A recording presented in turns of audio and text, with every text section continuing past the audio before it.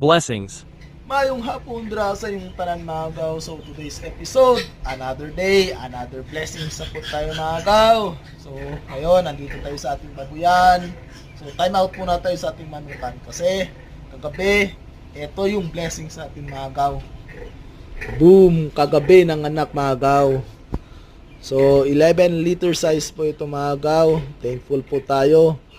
May mga mortality naman din mga gaw, pero goods pa rin. Yan, dumidede na sila. Pasintabi na lang po ha, sa mga iba dyan. Baka masiselan. So, puyat, pagod, at baho, naghalo na sa katawan natin mga gaw, pero goods pa rin. Happy farming, ingat. Pero, hindi lamang po yung blessing sa ating mga gaw. Papakita ko pa sa inyo. Wait, pause muna natin ha. So, bukod dyan mga gaw, yung blessing sa atin, eto pa. Yan, malalaki na. So, malapit na po yan sila mag-isang buwan. Pasintabi na lang po sa inyo dyan ha. Yan. So, yung ibang inahin natin nasa kabila. So, eto yung dito yung mga hybrid natin. So, eto muna sa ngayon mga gaw. God bless. Happy farming. Ingat po kayo lagi.